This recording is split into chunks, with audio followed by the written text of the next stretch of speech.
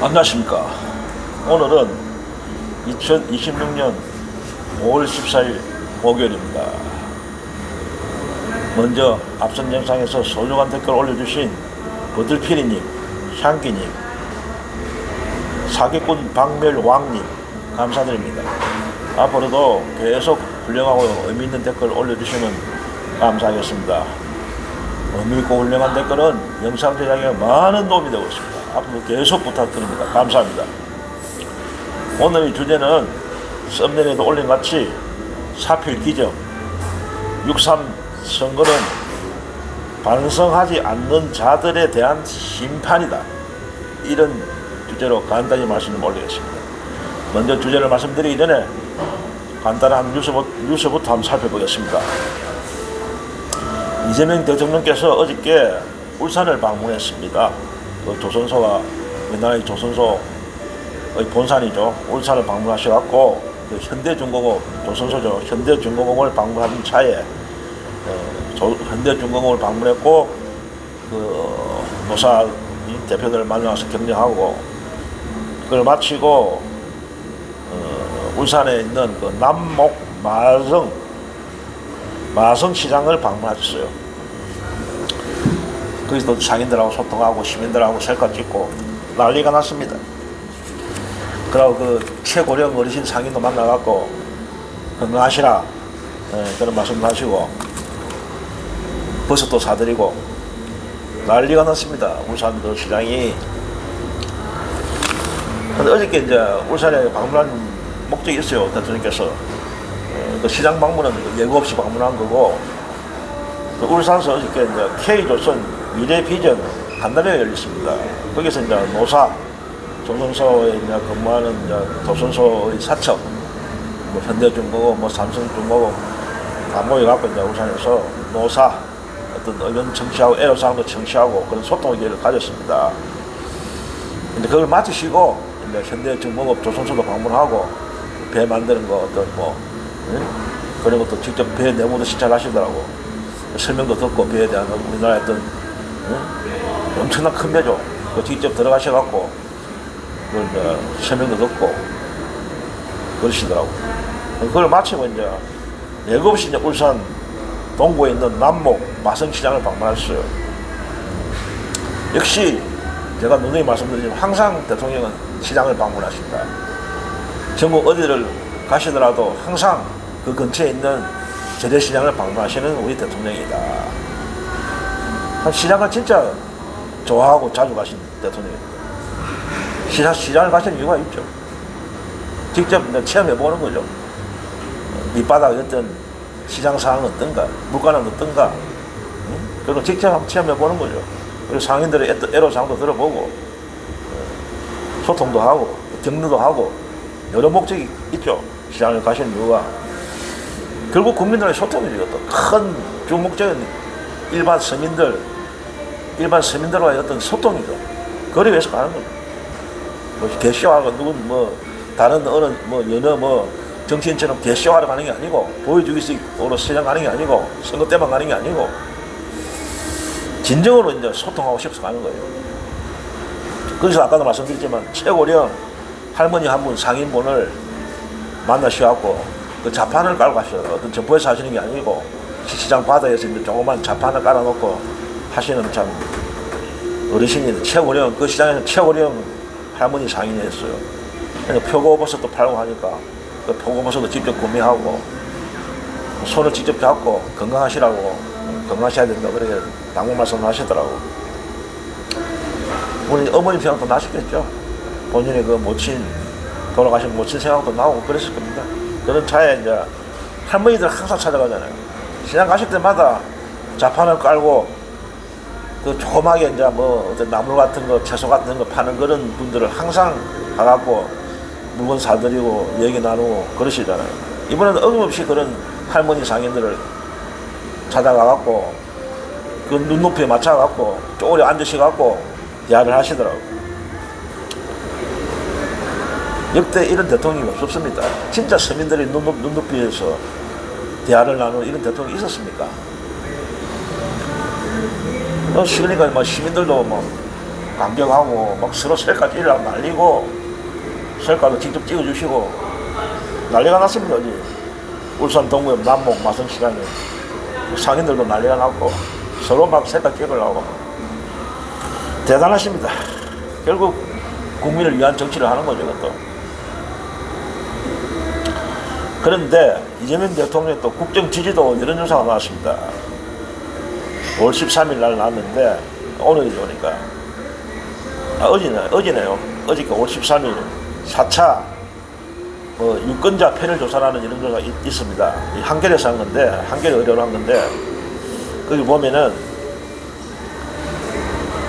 이재명 대통령의 어떤 국정 운영에 대한 국정 운영 지지도 긍정적으로 보는 게 국정 운영에 대해서 이재명 대통령 국정 운영을 긍정적으로 본다. 잘한다. 지금 잘한다. 이게 66.9% 나왔어요. 전국적으로. 부정은 28.7%. 대단한 거 아닙니까? 그건 70%에 가까워요. 66.9%. 그리고 주목되는 거는 영남권, 경상도에서도 60%가 넘었습니다. 국정 지지도가 잘하고 있다. 이재명 대통령이.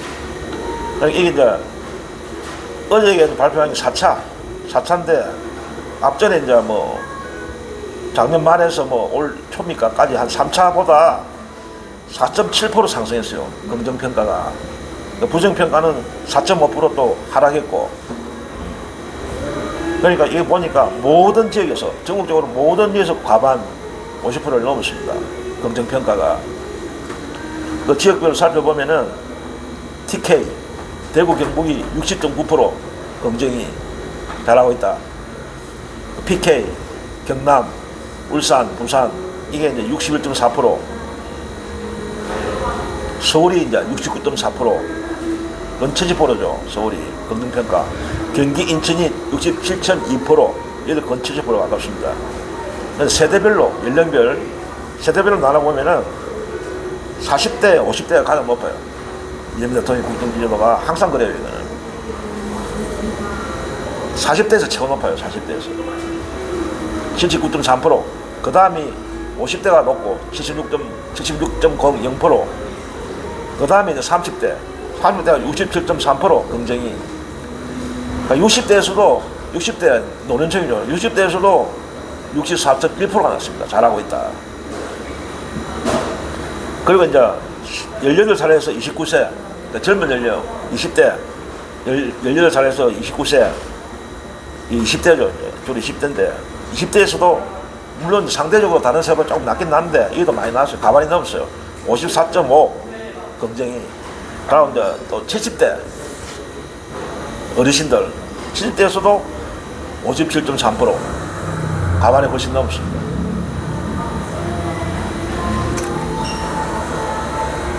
대단합니다. 그러니까 정치 성향별로 살펴봤는데 진보층은 민주진영인데 진보층에서는 95.2% 잘하고 있다. 긍정이. 중도에서는 70.2%, 70% 넘었어요. 근데 보수층에서도 보니까 보수층, 국힘도 그쪽이죠. 보수층에서도 29.0, 그건 30%가 잘하고 있다. 그럼 여기서 특이한 점은 뭐냐면은, 이 조사에서 보니까 어떤 걸 분석했냐면은, 이 조사가 27.7%가 원래 이재명 대통령을 지지 않았답니다. 원래 대선 전에는, 작년 조기 대선 전에는 27.7%가 이재명 대통령을 지지하지 않았어요. 그런데 27.7%가 찍지 않은 분 27.7%가 새로 유입된다. 새로 긍정적으로 바뀌었다. 이재명 대통령을 지지하고 있다. 저쪽에서 넘은, 중도나 보수에서 넘은 예측이죠, 이게. 그게 20.7%입니다. 그래서 이렇게 높은 지지율이 나온다, 이거죠. 대선 당시에는 이 27.7%는 이재명 대통령을 지지하지 않았어요. 그러나 1년이 다 돼가면서 이재명 대통령이 하는 걸 보고, 국정 운영을 보고, 수행 능력을 보고 잘하고 있으니까 이재명 대통령을 지지하고 있는 겁니다. 지지하지 않은 사람 그 부류가. 그게 27.7%다 이겁니다. 이 조사에서. 꾸준히 지지하지 않은 그런 사람들이 중도층이나 보수층에서 계속 이재명 지지로 꾸준히 증가하고 있다. 이런 분석이 나왔습니다. 그러니까 또 여기서 이제 어떤 또 조사를 했냐면은 정청래하고 장동혁에 대해서도 조사를 했어요. 여론조사가 나왔는데 이 조사에서 민주당 대표 정청래는 긍정 잘하고 있다가 37.2%, 부정 못하고 있다 49.6%, 부정이 훨씬 더 높습니다. 그건 50%에 가까워요. 긍정은 37.2%에 불과해. 그런데 장동혁은 더 성적이 안 좋아. 물론 장동혁이 워낙 개판치니까 그러는데 장동혁은 긍정 16.4, 부정 72.0. 뭐 개판치가 있잖아요, 장동혁은. 장동혁보다는 뭐 잘할지 모르지만 정청래도 이게 형편없는 성적을 받은 겁니다. 장동혁은 이거는 뭐 이 제껴 난 인간이에요, 원래. 민주당 대표 정청래가 지금 긍정이 37밖에 안 돼. 37.2밖에 안 돼. 부정이 그건 50%에 가까워. 못하고 있다. 그런데 이 조사 방법 개혁을 좀 설명해 줘야 됩니다. 조사 방법 개혁이 어떠냐면 이 조사가 2025년에서 2026년 유권자 패널 조사랍니다. 이게. 그 조사 의뢰 기관은 어디냐면은 한겨레 신문과 한국정당학계에서 조사 의뢰를 했고, 조사 기관은 이 여론조사의 조사 기관은 주식회사 STI에서 조사 기관입니다. 그 조사 일시는 이 여론조사 일시는 2026년 5월 6일에서 10일 사이에 이루어졌답니다. 그리고 조사 대상은 전국 유권자 1,701명으로부터 조사를 했다. 그 조사 방법은 휴대전화를 이용한 모바일별 조사, 그러니까 99.6%와 유무선 전화 면접 조사, 무선 0.3, 유선 0.1 병행했다. 표본 오차는 95%, 신뢰 수준은 플러스 마이너스 2.4%입니다. 자세한 걸 더 알아보려면 중앙선거 여론조사 심의위원회에서 유리별을 참여하면 됩니다. 이걸 말해줘야 됩니다. 안 그러면 걸립니다.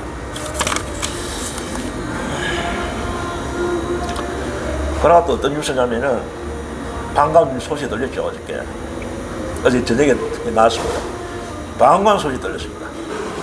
우리가 바라던 조정식 의원께서 4기 국회의장이 되었습니다. 사실상 됐어요. 확정은 안 됐지만은 현재로서는 후보인데, 국회의장 후보인데 사실상 확정된 거죠, 의장이. 그래서 그 민주당 의총에서 결정됐어요. 3파전 했죠, 3파전. 김태년, 누구면 또 박지원, 조정식 이 세 사람이 경쟁을 했는데 결국 조정식 의원이 1등 했습니다. 결선 투표 없이 과반을 했기 때문에 결선 없이 바로 직행 의장으로 됐습니다. 잘 됐어요.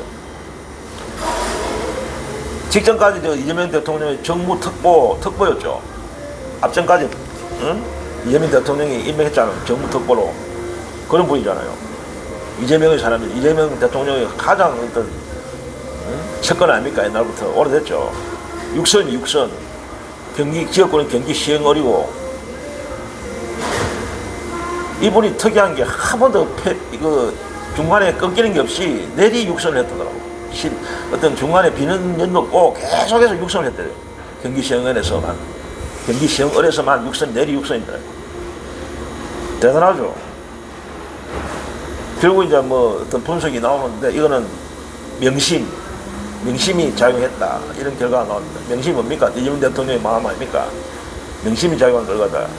그러니까 친명이 결집한 결과였다. 이런 분석이 나옵니다. 어쨌든 잘 됐습니다. 특히 제가 우리들이 우려했죠. 박지원이 되면 어떨까 심히 우려했었는데 그래도 박지원이가 탈락된 게 천만다행이에요. 박지원이가 돼서 절대 안 되는 것입니다. 잘못하면 내각제를 시도할 가능성이 많은 인간입니다. 이 박지원이가 만약 의장이 되면은. 어쨌든 잘 됐습니다.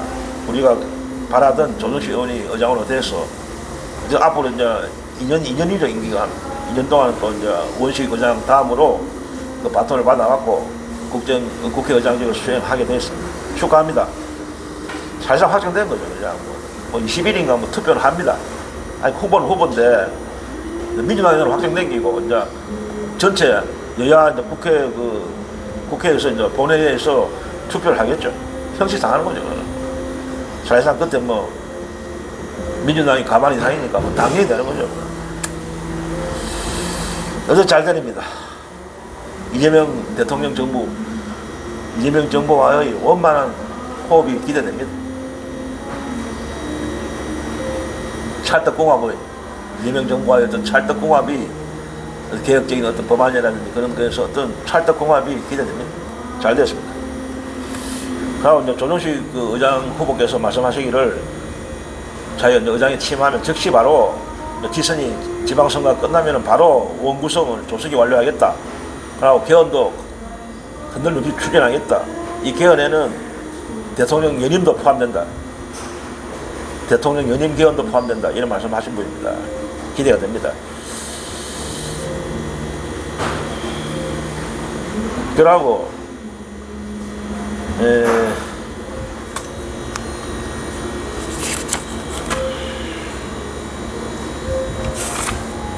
아깝네. 그럼 이상 몇 가지 뉴스를 살펴봤고, 그러면은 오늘의 그 주제에 대해서 썸네일에 올린 같이 사표 기정 6.3 선거는 반성하지 않는 자들에 대한 심판이다. 이런 주제로 간단히 말씀을 올리겠습니다. 오늘이 그러니까 5월 14일 아닙니까? 오늘이 5월 14일이니까 6.3 지선이 진짜 얼마 남지 않았어요. 한 20일 정도밖에 안 남았습니다. 이제 뭐 사전 선거까지 합치면 20일도 안 남았죠. 오늘부터 이제 오늘 14일이니까 오늘부터 이제 출마자, 그러니까 후보자에 대한 등록이 시작되었답니다.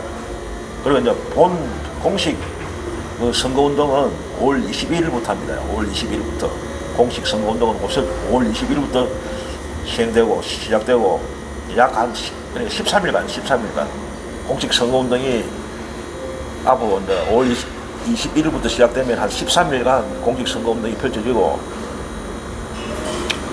그런데 지금 추세를 보니까 하는 꼬라지를 보니까 전부 벌써부터 이제 그 포지티브한 정책 대결보다는 네거티브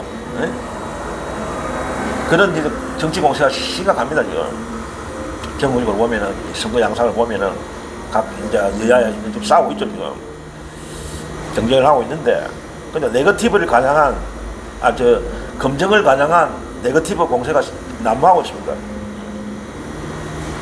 이런 네거티브 공세가 주로 하는 데가 어디냐면 주로 하는 데가 국힘 쪽입니다.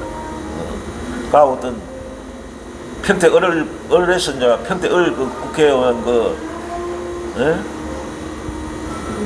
재선거에서는 그 평택을에서는 조국당이 민주당 민주당 후보인 김용남 후보에 대해서 네거티브 공세가 무차별적으로 하고 있고, 전국적으로 보면은 국힘 쪽에서 그 민주당 후보에 대한 네거티브 공세가 진짜 심합니다.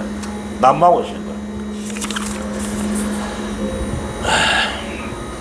그러니까 흑색 선정석 아니면 말고식, 흠집 내기식, 무조건 어이없으면 터뜨리는 거죠. 그런 네거티브 공격이 지금 난무하고 있습니다. 예, 우리가 과거부터 이거 살펴보면은, 과거부터 이 국힘 쪽 계열에 있는 그 국힘 쪽에서 선거, 이제 과거에도 그랬어요. 선거를 보면은, 이 인간들은, 국힘 쪽 인간들은 선거 전략이 뭐냐면은, 정치 혐오를 일으키는 겁니다. 일부러 정치 혐오를. 그래서 투표를 떠드는 거죠. 투표 참가 못하게 하는 거죠. 이런 네거티브 공세를 해갖고, 저질 공세를 시작해갖고, 국민들이 볼 때, 아이고, 정치 더럽다, 썩었다, 이런 식으로 정치 혐오를 부추겨갖고 투표 못하게 만드는 겁니다. 그게 저한테는 유리하거든. 예? 전통적인 수법이 국힘 쪽에서 하는 인간들이 선거운동 전략이. 왜 그러냐면은, 이런 정치 혐오를 네거티브를 하면 국민들이 막 혐오를 느끼잖아요. 아이고, 안 그래도 어떤 정치인을 싫어하는데, 정치 자체에 대해서 더러운 것이다 생각하는 정치를. 이런 식으로 더 이걸 조장하는 거죠, 혐오를. 그래갖고 저거 코어 지지층, 국힘 쪽의 어떤 확실한 지지층이 있잖아요. 그 노년층들은 뭐 정치 혐오가 있든 없든, 난무하든 말든, 비가 오든 말든, 눈이 오든 말든, 투표를 하잖아요, 항상. 투표율이 높잖아요, 노년층들은. 거의 투표하잖아요, 노년층들은. 그러니까, 저한테 유리한 거죠. 국힘한테는. 이런 혐오를 조장하면은, 노년층 빼고, 그 나머지 좀 젊은 세대에서는 투표를 안 한 거죠, 아예. 포기하는 거죠. 아예 더러워서 못하겠다는 식으로.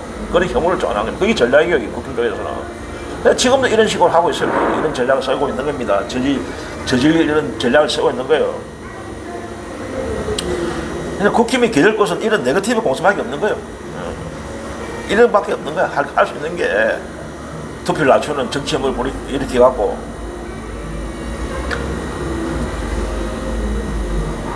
진짜 꼼수죠. 저연한 꼼수 아닙니까 이게? 그런데 국힘이 착각하는 게 있어요. 이제는 그게 안 통해요. 옛날 시대는 흘러간 과거에는 그게 어느 정도 통할지 모르지만 이제는 대다수 국민들이 깨어있어요. 깨어있기 때문에 이런 속임수에 안 넘어가요 이제. 오히려 이런 네거티브 공세를 하면 할수록 부메랑이 될 겁니다. 부메랑이 돼갖고 국힘한테 부메랑이 돼갖고 안 그래도 낮은 지지율이 더 추락할 거예요. 명심해라고 인간들은. 현재의 국민들은 깨어나갖고 정정당당하게 국민의 삶을 놓고 정책을 놓고 누가 더 능력이 있는가, 누가 대안인가 그런 걸로 평가해요. 이제는 과거와 달라. 국민들은 엄청나게 깨어있다고. 국민들이 네거티브 하는 인간들 앞에 안 찍어줘. 사람들은. 제가 보는 이번 선거의 그 의미는 무엇인가? 이게 저희 소견입니다. 저희 견해입니다. 이번 선거의 의미, 6.3 선거의 의미는 뭔가? 작년에 그 6.3의 조기 대선은, 대통령 선거는, 작년 6.3 조기 대통령 선거는 그 내란을 일으킨 윤석열 정권을 심판하는 선거였습니다. 그러나 이번에도 심판해요. 이번에도 또 내란 심판입니다. 똑같아요. 그러나 그 대상이 좀 다르죠. 작년 6.3 조기 대선은 중앙권력, 어떤 내란 중앙권력에 대한 심판이었고, 이번 6.3 지선은 지방권력, 내란 동조 지방권력에 대한 심판입니다. 아직도 지방에는 윤석열 내란 잔당 무리들이, 국힘 내란 무리들이 남아있어요. 그들을 완전히 척결하는 선거입니다. 이번에는 심판하고 척결하는 선거입니다. 지방에 또 아래 틀고 있는 내란 잔당 무리들을 완전히 청소하는 그런 선거입니다. 그리고 이번 지선의 또 의미는 지방선거가 물론 주이지만은 같은 날 국회의원 재보궐선거가 치러집니다. 전국적으로 14곳이 국회의원 선거가 있어요. 지역구가. 그러니까 미니 총선이라 그러죠. 지금. 그러니까 14곳인데 전국적으로 보궐선거가 12곳, 재선거가 2곳이랍니다. 이 보궐선거와 재선거는 좀 개념이 좀 틀립니다. 차이가 납니다. 의미가. 보궐선거는 이제 어떤 그 국회의원 신분이 있다가 지방자치단체장으로 출마할 경우에 이제 공석이 되죠. 국회의원이. 그러니까 치러지는 그게 보궐선거고, 재선거는 어떤 국회의원 하고 있다가 어떤 법적인 문제에서 갖고 어떤 선거법에 걸려갖고 최종 심판 받아갖고 대법원 심판 최종 받아갖고 그 자격이 박탈돼서 법적으로 이제 자격이 상실되는 거죠. 그런 데는 재선거라고 한답니다. 조금 차이점이 있어요. 어쨌든 14곳입니다. 전국적으로. 근데 이게 이제 14곳 중에 13곳이 민주당 지역구 의원 지역구입니다. 한 곳만 빼고. 한 곳은 이제 대구 달성 국힘 쪽 의원 지역구였고. 그러니까 이번 14곳 중에서 한 곳, 대구 달성을 빼고 13곳이 민주당 지역구니까 민주당 의원들이 있던 곳이니까 민주당이 다 차지해야죠. 수성해야죠. 민주당이. 승리해야죠. 13곳은 전부 다.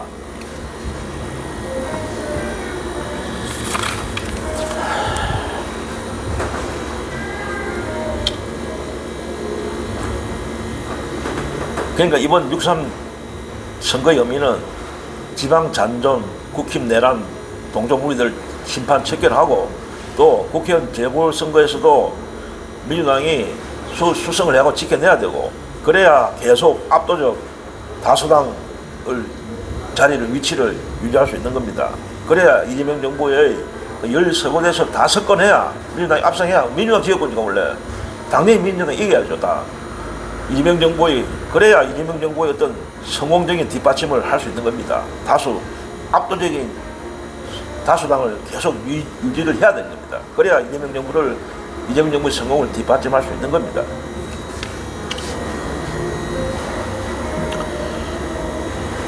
또 제가 보는 6.3 선거의 또 다른 의미는 뭐냐? 썸네일에서도 말씀드렸듯이 반성하지 않는 정치인들, 반성하지 않는 정치 집단에 대한 심판이어야 한다고 생각됩니다. 6.3 이번 선거 혐의는 반성하지 않는 정치인들, 반성하지 않는 정치 집단에 대한 심판이어야 한다. 물론 지방의 내란 동조 무리들, 국진 무리들 또 척결하는 이것도 역시 반성하지 않는 자들에 대한 심판입니다. 아직도 윤석열의 그 12.3 내란을 반성하지 않고 내란이라고 인정하지 않고 있는 세력들이 국진 무리들입니다. 지방 권력자들도 마찬가지예요. 국힘에 지금 현재 지금 국힘이 거의 대다수를 차지하고 전라도 빼놓고는 거의 경기도하고 전라도 빼고는 지방자치장들이 국힘이 다 차지하고 있잖아요. 거의 그들을 심판해야 된다는 겁니다. 그들은 아직도 국힘의 지방자치장, 현역 지방자치장들은 지금도 다시 출마하고 있어요. 이 사람들이 국힘의 후보로 다시 출마하고 있다고 이번 6.3에. 그러니까 이들도 반드시 심판해야 된다. 체결해야 된다. 떨어뜨려야 된다. 이들도 역시 거의 대부분이 윤석열이 내란으로 인정하지 않고 민주당한테 책임을 전가하고 반성을 하지 않고 있습니다. 윤석열 내란에서. 그러니까 이들이 심판해야 됩니다. 반성하지 않는 자들입니다. 그러니까 심판해야 돼요, 당연히.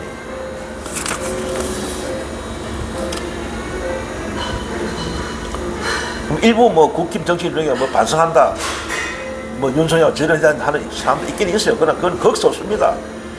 국힘 전체 대다수는 장동혁을 비롯한 국힘 대다수 인간들은 반성 안 하고 있어요. 내란을 인정하지 않아요. 민주당한테 책임을 전가하고 있어요, 아직도.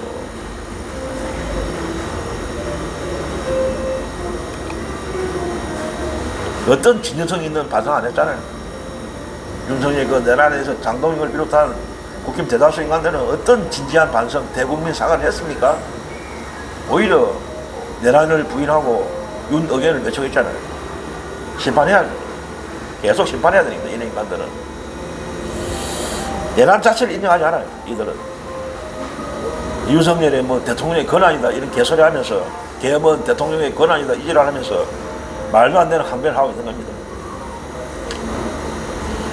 그리고 또 중요한 게 뭐냐면은, 이번 6.3 선거에서 심판할 자들은 우리 민주진영 내부도 있다고 봅니다.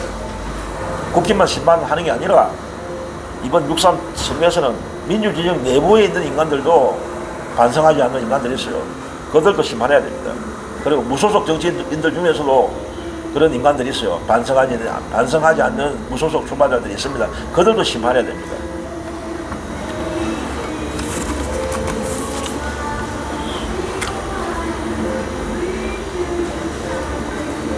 예를 들면 누굽니까? 민주진영 내부에서는 평택을 출마한 조국이고, 심판해야 할 인간이 조국이고, 그럼 무소속 출마자 중에서는 부산 북구갑에 출마한 한동훈입니다. 이 조국 한동훈 심판해야 됩니다. 이 조국 한동훈은 과거의 과오, 잘못에 대해 전혀 반성하지 않고 있어요. 그러니까 심판해야 되는 겁니다. 오히려 국회의원을 되려고 발광을 하고 있습니다. 조국 한동훈은 과거의 잘못, 책임을 인정하지 않고 반성하지 않고 있는 인간이 오히려 국회의원이 되겠다고 난리를 지금 지고 있습니다.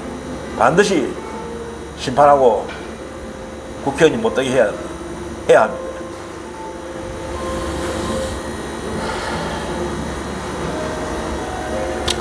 그리고 여기서 또 제가 좀 드리고 싶은 말은 뭐냐면은, 이런 식으로 조국이나 한동훈이처럼 대표적인 두 인물 중에서 우리 조국, 한동훈 말고도 많습니다.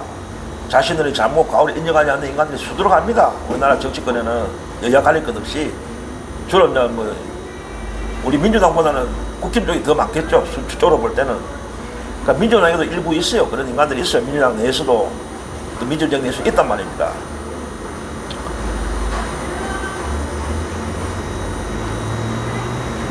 그러니까 여기서 우리 대한민국 국민들, 유권자들은 우리 대한민국의 어떤 정치권에 존재하는 그 소시오패스들, 저는 이런 반성하지 않는 인간들을 제가 볼 때는 소시오패스라고 생각합니다.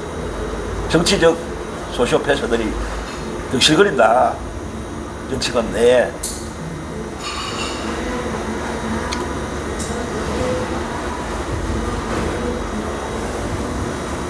구하는 맛이죠.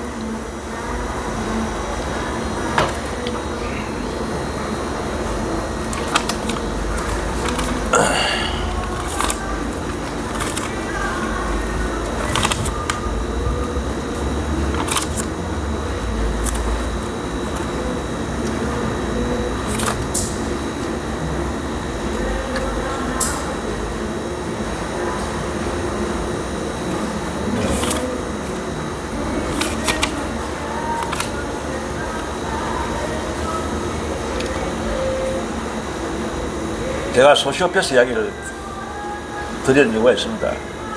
우리 정치권에 소시오패스 인간들이 제법 있다. 득실거린다. 물론 뭐 다수의 대부분의 정치인들은 소시오패스가 아니지만은 개중에는 있다는 거예요. 제법 있어요, 소시오패스들이. 그래 눈에 보인다 이거죠, 우리가. 그래 보통 우리가 또 사이코패스, 소시오패스 이런 말을 하잖아요, 한 번씩. 이 차이점이 있더라고 보니까. 같은 게 아닙니다. 사이코패스하고 소시오패스는 차이점이 있어요. 달라요. 그런데 하나의 공통점은 뭐냐면은 사이코패스나 소시오패스가 공통점이 하나 있어요. 그거는 둘 다 사이코패스든지 소시오패스든지 두 개 다 공감 능력이 떨어진대요. 공감 능력이 결여된다. 그러니까 이 둘 다를 사이코패스, 소시오패스를 반사회적인 인격 장애라고 보고 있답니다. 전문적인 용어예요. 반사회적 인격 장애자.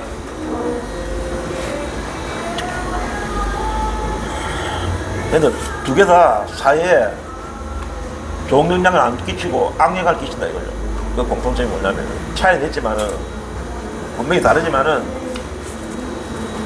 두 개 다 공감 능력이 결여되어 있고 사이코든 소시오든 그리고 사회적으로 좋은 영향을 미치는 거 악영향을 미치는 거 있다.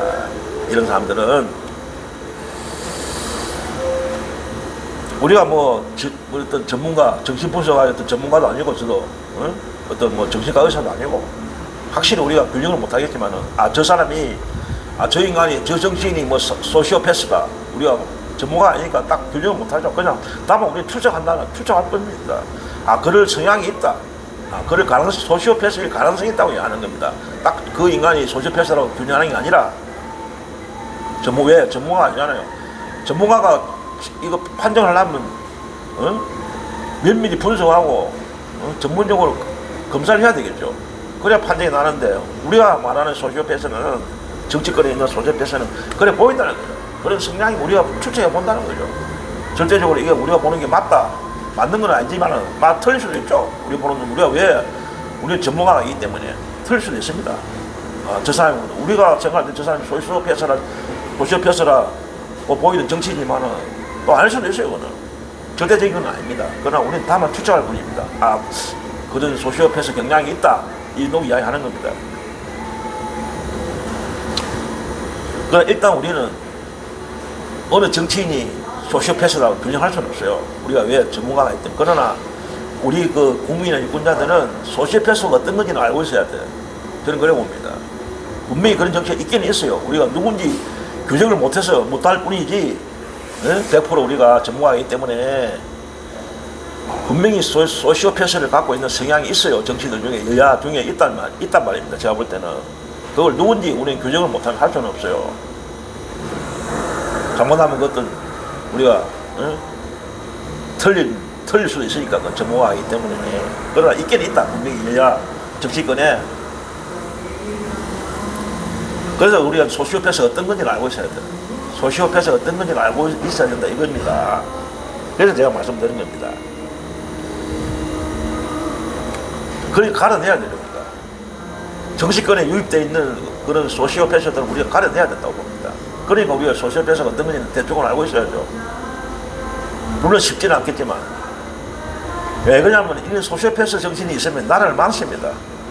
이런 자들이 권력을 잡으면 나라가 망쳐요. 나라가 망하는 겁니다. 그래서 우리가 소시오패스가 어떤 성향을 갖고 있는 것인지 우리가 대충은 알고 있어야 돼요. 그러니까 사이코패스하고는 분명히 달라요. 차이점이 있어요. 다 다른데 우리가 사이코패스들은 우리가 알기로는 연쇄살인마들을 우리가 사이코패스다 그래 규정하려잖아요. 뭐 옛날에 유영진이냐 싸면서 그래 연쇄 살인마들을 사이코패스로 규정하죠. 야들은 사이코패스는 주로 선천적이야. 선천적 유전자적으로 어떤 태어날 때부터 거의 사이코패스 성향을 가지고 있다. 그러나 소시오패스는 선천적으로 태어나는 게 아니라 환경적으로 후천적으로 어떤 환경이나 어린 시절 환경이나 어떤 영향을 받아갖고 소시오패스가 된답니다. 그게 차이점이 있어요.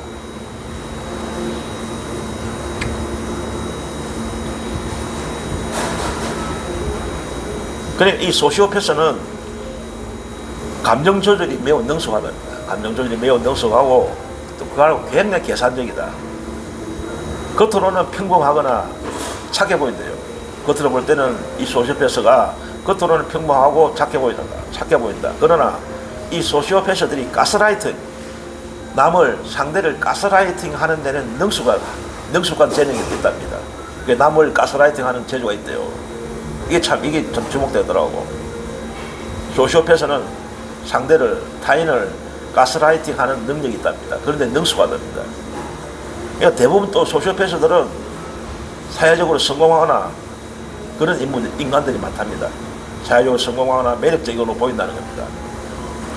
그러고 중요한 게 또 하나 있어요. 양심과 죄책감. 우리 보통의 대체로 모든 사람들은 양심이 있잖아요.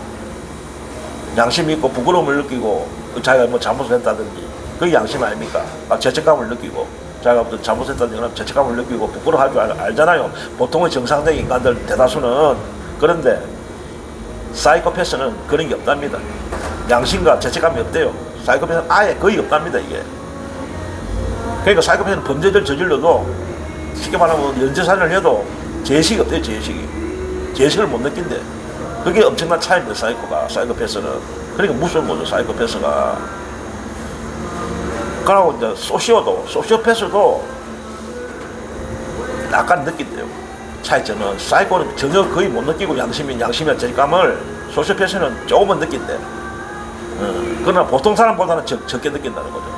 약간 느낀대. 약간 희미하게 인지한대요. 양심과 죄책감을. 그런데 소시오패스는 자신의 이득을 먼저 우선한다. 굉장히 개인주의다. 이기주의다 이거죠. 자신의 이득을 우선한다 이거예요. 소시오패스는. 그러니까 소시오패스라는 건 정상적인 기질로 태어난데 그러나 후천적으로 이제 환경이라든지 사회적 영향을 받아갖고 소시오패스가 될 가능성이 있다. 그래 그런 식으로 이야기합니다.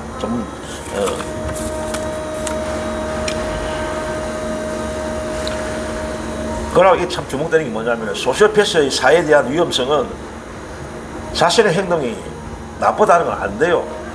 양심이 일부러 조금 있으니까 완전히 없는 건 아니니까. 자신의 행동이 나쁘다는 건 어느 정도 약간은 안 돼요. 그러나 이익을 위해서 범죄를 저지르고 한답니다. 이익 우선주의다. 자기 이익을 굉장히 따진다는 거죠.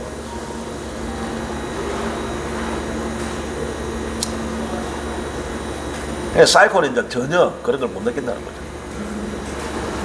자신의 행동이 어떤 타인에게 어떤 아픔을 주는지 그걸 못 느낀대요. 사이코는. 그러나 소시오는 약간 느낀대. 그러나 자신의 이익만을 생각하고. 어쨌든 둘 다 공통점은 공감 능력이 없다는 건 공감 능력이 없다. 사이코든 소시오든 그렇습니다. 그러니까 오늘 우리나라 정치권에 있는 소시오패스들이 저는 분명히 제법 있다고 생각합니다. 우리가 그걸 어떤 사람이 소시오패스다 인정은 못하지만은 상당히 있다. 그런 소시오패스 정치인들한테는 절대로 권력을 주서는 안 된다. 그런 차원에서 제가 지금 소시오패스에 대해서 좀 말씀드린 겁니다.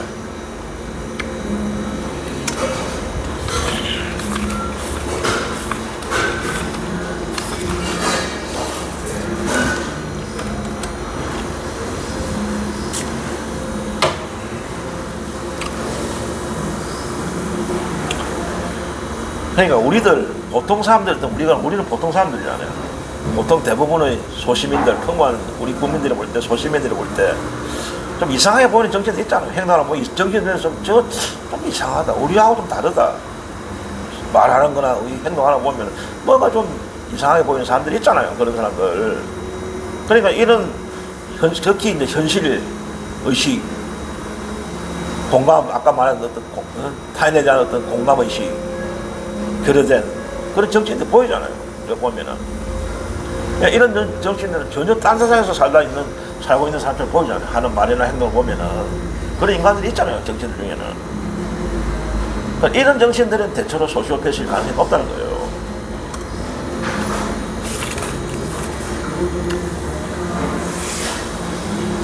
제가 얼마 전에 소처에 올렸습니다. 그런 게 있었는데 한번 영상에 올린 적이 있는데 이 조국과 한동훈은 분명 진영은 달라요. 조국은 어쨌든 민주진영에 속해 있고 한동훈은 이제 우파 보수 쪽에 있는 인간 아닙니까? 진영은 다르죠. 그러나 다른 데 다니면 공통점이 많아요. 조국과 한동훈은 아까 말했듯이 공간 눈이 부족하다. 두 사람 다 현실 인식이 결여되어 있는 사람처럼 보인다. 그리고 둘 다 보면은 하는 행동 보면은 말이나 언행을 보면은 연예인인 줄 착각하고 있는 것 같아요. 둘 다 조국과 한동훈은 자기들이 연예인 줄 아는 것 같아요. 그런 연예인 줄 알고 착각 속에 사는 인간들 같아요.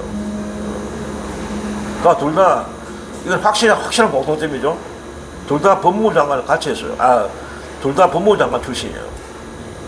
조국이는 문재인 정권 때 법무부 장관을 했고 한동훈이는 윤석열 정권 밑에서 법무장관을 했잖아. 이건 확실한 공통점이네. 그리고 강남 좌파, 우파. 조국이는 강남 좌파, 한동훈은 강남 우파. 이것도 강남 출신이라는 게 공통점 아닙니까? 그리고 또 무슨 공통점이 있느냐. 자신의 진영에서, 각자 진영에서 절대적인, 전폭적인 지지를 못 받는 것도 공통점입니다. 그리고 이 출신이 금수저 출신, 금수저. 둘 다. 흑수저 출신이 아니고, 둘 다 금수저 출신이다. 이것도 공통점입니다. 그리고 무엇보다도 최대의 이 두 사람의 공통점은 오늘 저의 주제, 반성, 사과, 진지한 반성, 사과. 그러니까 이 두 사람의 조국이나 한동훈의 최대의 공통점은 뭐냐면은, 무엇보다도 최대의 공통점은 과거 자신의 어떤 가오에 대해서 진심 어린 진정한 사과, 반성이 없었다는 겁니다. 두 사람 다. 이들의 과거에 대한, 자신들의 과거에 대한 어떤, 과거의 어떤 가오, 잘못에 대해서 말하려면 끝이 없어요. 그리고 앞선 영상들에서 제가 말씀드렸습니다. 이 사람들이 과거의 잘못에 대해서. 그냥 오늘 생략하겠어요. 한두 가지가 아니니까 과거에 또 영상에서 지적했고, 이들의 과거에 대해서 과거에 잘못한 것에 지적을 했으니까 오늘은 생략하겠습니다. 결론을 맺겠습니다. 제가 보는 6.3 선거의 의미는 반성하지 않는 자들에 대한 국민의 심판 선거여야 한다. 반성하지 않는 정치인들에 대한 국민의 심판 선거여야 한다. 이번 6.3 선거는 인간은 신이 아닙니다. 인간은 신이 아니고 완벽하지 않잖아요.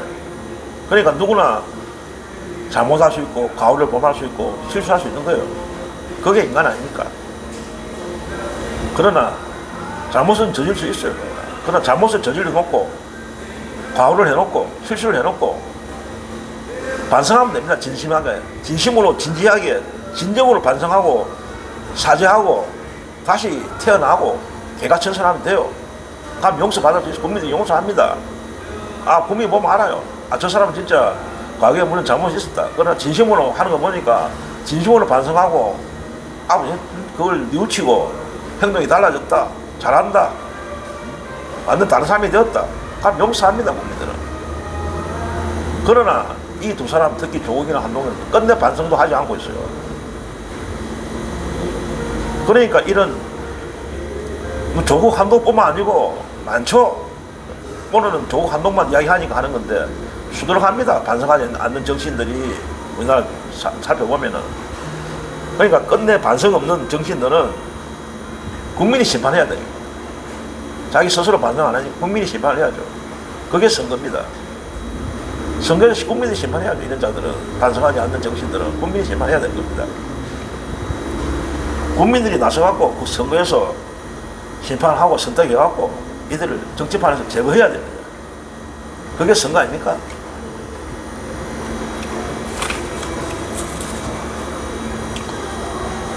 반성 없는 자들이 만약에 뽑히거나 선출이 되면은 나라 망합니다. 결국 망하면 피해는 누가 봅니까? 국민이 보고 이 대한민국 나라가 공동체가 피해를 보는 겁니다. 이런 반성 없는 자들을 뽑아주면은 나라가 망합니다. 이상 오늘 방송 여기서 마무리하겠습니다. 오늘도 뭐 두서없이 또 이야기해봤습니다. 계속 기온 변화가 심합니다. 일교차 심하고 하니까 건강에 유의하시고 다음 방송 시간에 또 건강한 모습 찾아뵙겠습니다. 안녕히 계십시오.